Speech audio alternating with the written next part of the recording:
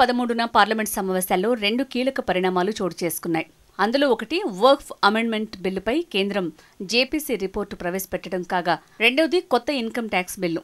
కొత్త income tax చట్టానికి సంబంధించిన బిల్లుపై పెద్దగా స్పందన కనిపించలేదు. కానీ వక్ఫ్ అమెండ్మెంట్ బిల్లుపై జేపీసీ రిపోర్టు విషయంలోనే ఇవాళ పార్లమెంట్లో పెద్ద రగడ జరిగింది. జాయింట్ పార్లమెంటరీ కమిటీ రిపోర్టును వ్యతిరేకిస్తూ విపక్షాలు సభలోనే ఆందోళనకు దిగాయి. రాజ్యసభలో కొంతమంది మైనారిటీ ఎంపీలు పోడియంలోకి వెళ్లి మరీ కేంద్రం తీరుపై నిరసన తెలిపారు. ఇంతకీ ఈ రగడకు కారణమేంటి? జేపీసీ రిపోర్టుపై విపక్షాలు ఎందుకు అభ్యంతరం చెప్తున్నాయి? అసలు ఈ జేపీసీ ఏర్పాటు చేయాల్సిన అవసరం ఏమొచ్చింది? వక్ఫ్ అమెండ్మెంట్ బిల్లును కేంద్రం ఎందుకంత ప్రతిష్టాత్మకంగా తీసుకుంది అనేది నేటి ట్రెండింగ్ స్టోరీ.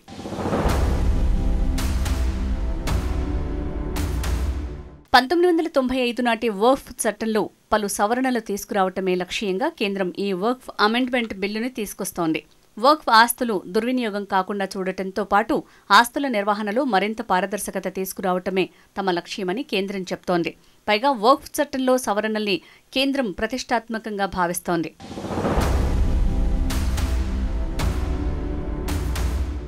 వక్ఫ్ అనే పదం అరబిక్ నుంచి వచ్చింది. అరబిక్లో వక్ఫ్ అంటే సంక్షేమ కార్యకలాపాల కోసం ఒక సంస్థకు ఇచ్చే బహుమతి లేదా దానం అని అర్థం. ముస్లిం మైనారిటీల సంక్షేమం కోసం, వారి కోసం నడిచే విద్యా సంస్థల నిర్వహణ కోసం, దానం రూపంలో వచ్చిన భూములు, ఇతర ఆస్తుల నిర్వహణ కోసం ఏర్పడింది ఈ వక్ఫ్ బోర్డు. వక్ఫ్ బోర్డు చట్టం ప్రకారం ఒకరు ఒక ఆస్తిని వక్ఫ్ బోర్డుకు రాసిచ్చారంటే అది ఇక అల్లాకు చెందినట్లేనని భావిస్తారు. ఆ ఆస్తిని వెనక్కి తీసుకునేందుకు కానీ లేదా యాజమాన్యం హక్కులు మార్చడానికి కానీ వీల్లేదు. ప్రస్తుతం 1995 నాటి వక్ఫ్ చట్టం అమల్లో ఉంది. వక్ఫ్ ఆస్తులు ప్రైవేటు వ్యక్తుల పరం కాకుండా కాపాడటమే వక్ఫ్ బోర్డు లక్ష్యం.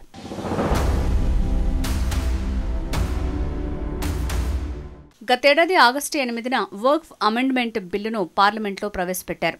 అప్పటికే దేశంలో ఉన్న 32 వక్ఫ్ బోర్డుల వద్ద మొత్తం 8,70,000 ఆస్తులున్నాయి.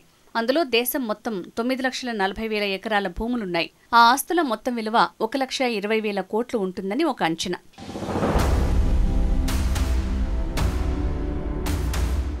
ఇప్పుడున్న వక్ఫ్ చట్టం పేరు మార్చి unified Waqf management, empowerment, efficiency and development act 1995గా మార్చాలనేది కేంద్రం ఉద్దేశం. ఇక ఇందులోని కొన్ని ముఖ్యమైన సవరణలను పాయింట్స్ వారీగా చూద్దాం. చట్టపరంగా ఒక ఆస్తిపై అన్ని హక్కులు ఉన్నవారు మాత్రమే వక్ఫ్ బోర్డుకు ఆ ఆస్తిని రాసివ్వాలి. తగాదాల్లో ఉన్న ఆస్తిని వక్ఫ్ కోసం రాసేస్తే తర్వాత ఆ ఆస్తులపై కేసులు దాఖలవుతున్నాయి. ఆ సమస్యను నివారించడం కోసమే ఈ సవరణ తీసుకొస్తున్నారు. వక్ఫ్ చట్టం తీసుకురావడానికి ముందున్న ప్రభుత్వ ఆస్తులను వక్ఫ్ ఆస్తుల జాబితాలో చేర్చినట్లయితే చట్టరీత్యా అది చెల్లదు అనేది రెండో సవరణ. ప్రస్తుతం వక్ఫ్ ఆస్తుల తగాదాల్ని వక్ఫ్ ట్రైబ్యునల్స్ విచారిస్తున్నాయి.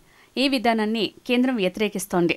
అందుకే ఒక ఆస్తి ప్రభుత్వానిదా లేదా వక్ఫ్ బోర్డుదా అని నిర్ధారించే హక్కు ఆ జిల్లా కలెక్టర్కు మాత్రమే ఉండాలి, కానీ వక్ఫ్ ట్రైబ్యునల్స్కి కాదని కేంద్రం సవరణలు సూచిస్తోంది. ప్రస్తుతం మసీదులు, ముస్లిం శ్మశాన వాటికలను వక్ఫ్ ఆస్తులుగా చెప్తున్నారు. అందులో కొన్నింటికి అధికారిక డాక్యుమెంట్స్ లేనప్పటికీ వాటిని వక్ఫ్ ఆస్తులుగానే పరిగణిస్తున్నారు. కానీ కేంద్రం తీసుకురానున్న కొత్త బిల్లు ప్రకారం అధికారికంగా వక్ఫ్ నామా డాక్యుమెంట్స్ ఉంటేనే వాటిని ఆస్తులుగా గుర్తించాల్సి ఉంటుంది. ప్రస్తుతం ఉన్న స్టేట్ వక్ఫ్ బోర్డులో ముస్లింలకు మాత్రమే చోటుంది. కానీ కేంద్రం కొత్తగా సూచించిన సవరణల ప్రకారం స్టేట్ వక్ఫ్ బోర్డులో సీఈఓ స్థాయి వ్యక్తుల్లో ముస్లిమేతర వ్యక్తులకు కూడా అవకాశం ఉంటుంది. అంతేకాకుండా వక్ఫ్ బోర్డులో కనీసం 2 ముస్లిమేతర వ్యక్తులుంటారు. కేంద్రం సూచిస్తున్న ఈ సవరణను కొంతమంది సమర్థిస్తున్నారు. కొంతమంది ముస్లింలు దీనిని పూర్తిగా వ్యతిరేకిస్తున్నారు.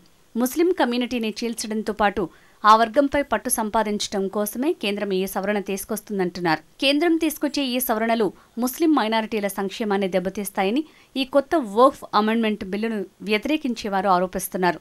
అంతేకాదు ఇది వక్ఫ్ బోర్డుకు పోస్టుమార్టం చేయటమే అవుతుందని అంటున్నారు.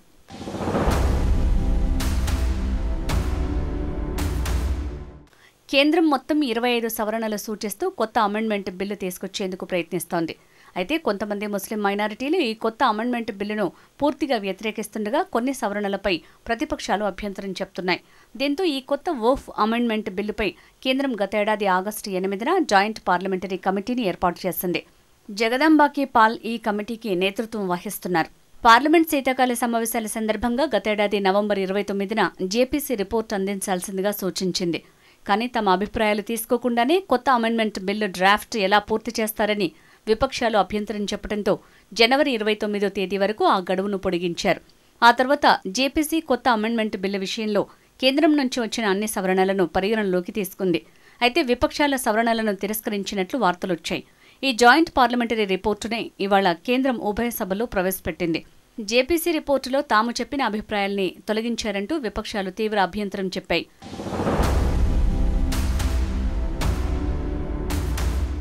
రాజ్యసభలో ఇదే విషయమై ప్రతిపక్ష నాయకులు మల్లికార్జున ఖర్గే మాట్లాడుతూ ప్రతిపక్షాలు చెప్పిన అభిప్రాయాల్ని రిపోర్టులోంచి తొలగించడం అప్రజాస్వామికమే అవుతుందని అన్నారు. ప్రజామోదం లేకుండా ఏకపక్షంగా తయారు చేసిన ఈ నకిలీ రిపోర్టును తిప్పి పంపాలని రాజ్యసభ చైర్మన్ ఉపరాష్ట్రపతి జగదీప్ ధంకర్ని కోరారు. కానీ రాజ్యసభ చైర్మన్ ప్రతిపక్షాల ఆరోపణల్ని ఖండించారు. మల్లికార్జున ఖర్గే వాదనల్ని అధికార పక్షం కూడా ఖండించింది. పార్లమెంటరీ వ్యవహారాల శాఖ మంత్రి కిరణ్ రిజిజు వివరణ ఇచ్చారు. ప్రతిపక్షాలు అబద్దాలతో సభను తప్పుదోవ పట్టించే ప్రయత్నం చేస్తున్నాయన్నారు. అయితే లోక్సభలో ఎంఐఎం పార్టీ అధినేత హైదరాబాద్ ఎంపీ అసదుద్దీన్ ఓవైసీ సహా పలువురు ఎంపీలు తీవ్ర అభ్యంతరం చెప్పారు. లోక్సభ స్పీకర్ ఓంప్రకాష్ బిర్లాను కలిసి జేపీసీ రిపోర్టులో తొలగించిన అంశాల్ని తిరిగి చేర్చాలని పట్టుబట్టారు. ఏదేమైనా ప్రజా వ్యతిరేక నిర్ణయాలతో కొత్త వర్క్ఫ్ అమెండ్మెంట్ బిల్లు రూపొందితే దానిని అంగీకరించేది లేదని ప్రతిపక్షాలు తెగేసి చెప్తున్నాయి. మరోవైపు వక్ఫ్ బోర్డు చట్టంలో మార్పులు తీసుకురావాలని బలంగా కోరుకుంటున్న కేంద్రం ఎలాగైనా ఈ బిల్లును తీసుకురావాలని ప్రయత్నిస్తోంది. ఈ కొత్త వక్ఫ్ అమెండ్మెంట్ బిల్లు అన్ని చట్టాల తరహాలోనే ముందుగా లోక్సభలో ఆమోదం పొందితే ఆ తర్వాత పెద్దల సభకు వెళ్తుంది. అక్కడ ఆమోదం పొందితే ఆ తర్వాత రాష్ట్రపతి ఆమోదం కోసం పంపిస్తారు. రాష్ట్రపతి ఆమోదం తర్వాత కొత్త వక్ఫ్ అమెండ్మెంట్ బిల్లు చట్టరూపం దాలుస్తుంది. కానీ ఈలోగా ఈ బిల్లు విషయంలో ఇంకెన్ని పరిణామాలు చోటు చేసుకుంటాయనేదే ప్రస్తుతానికి అందరినీ ఉత్కంఠకు గురి చేస్తున్న ప్రశ్న. ఇది ఇవాల్టి ట్రెండింగ్ స్టోరీ.